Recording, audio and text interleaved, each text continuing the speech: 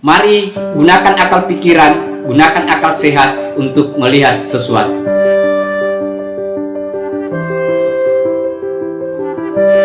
Assalamualaikum warahmatullahi wabarakatuh. Salam sejahtera untuk kita semua, salam demokrasi dan salam pluralisme.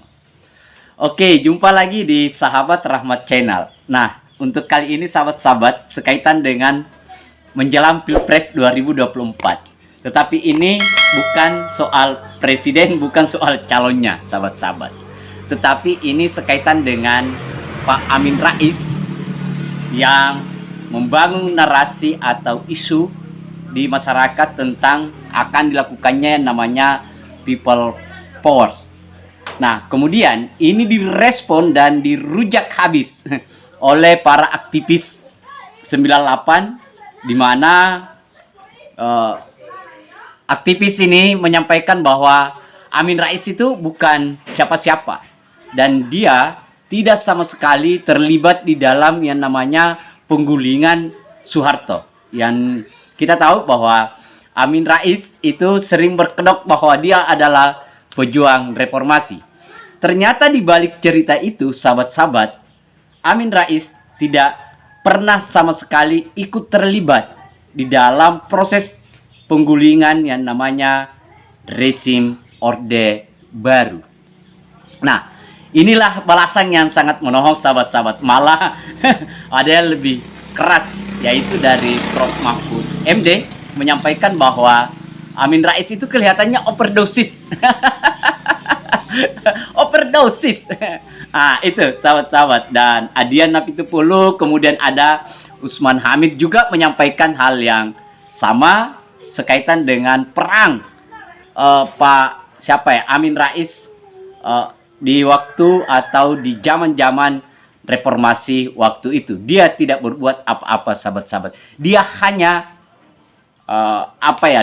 mendompleng kondisi waktu itu dalam kerangka untuk kekuasaan, bukan sebagai pejuang reformasi, sahabat-sahabat.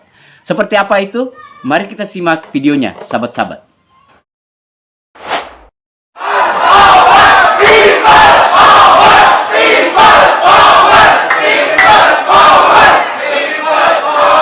Tapi semua turun, ya, kemudian minta please Mr. Jokowi stand down.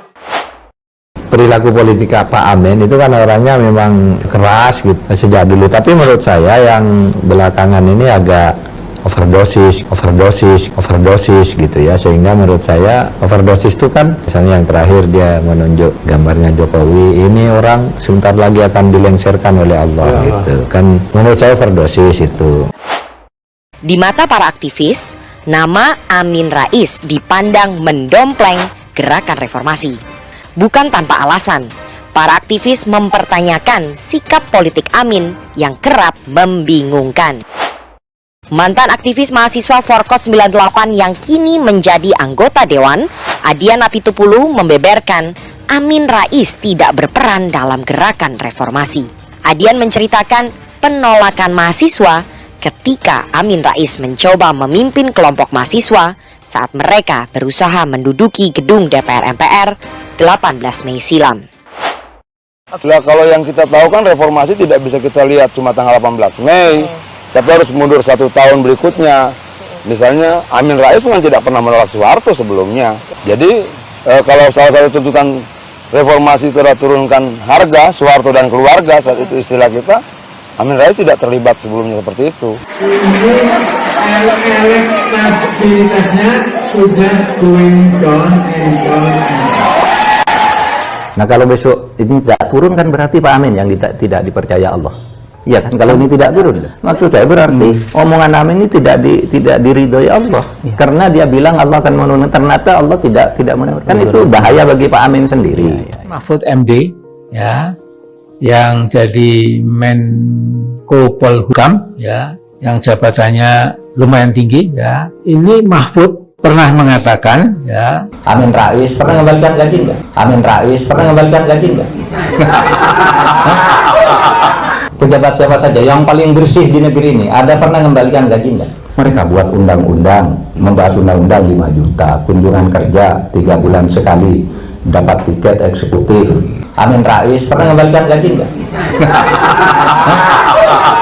Jadi ini Mahfud ketika masih bagus saya kira ya, masih omong secara jujur ya. Saya ingin tahu siapa yang bisa menyelesaikan masalah di negeri ini. Tidak ada. Pak Amin Rais hebat, lokomotif demokrasi. Tapi apa dia bisa mengubah Indonesia selama dia menjadi ketua lembaga tertinggi negara? Tidak berubah, korupsi masih banyak, krona-kroni masih banyak. Padahal ketua MPR-nya waktu itu lembaga tertingginya Amin Rais.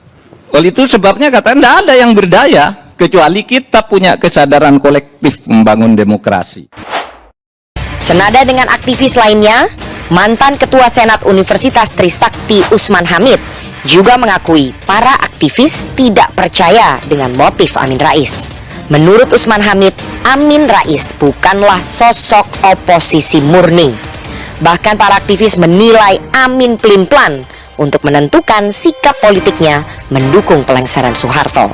Ketika mendekati bulan Mei itu tidak ada semacam konsolidasi bersama dengan kelompok Pak Amin misalnya gitu. Pak Amin bukanlah sosok yang oposisi penuh sepanjang masa Orde Baru gitu. Kadang-kadang terlihat dekat dengan pemerintahan Soeharto, kadang-kadang terlihat. Nah, itu tadi sahabat-sahabat, kita sudah lihat ya bagaimana para aktivis 98 menyampaikan pernyataannya bahwa Amin Rais itu sesungguhnya itu bukan siapa-siapa, tetapi dengan apa yang dilakukan Amin Rais yang lompat kiri kanan yang tidak jelas arah gerakan politiknya, membela siapa, membela kepentingan dia, kelompok dia, membela masyarakat atau seperti apa. Itulah yang mungkin kita ingat pernyataan almarhum Presiden Gus Dur bahwa Amin Rais itu merupakan akan menjadi gelandangan politik, dan ini terbukti bahwa memang Amin Rais menjadi gelandangan politik, sahabat-sahabat. Nah, saya kira itu. Terima kasih. Assalamualaikum warahmatullahi wabarakatuh.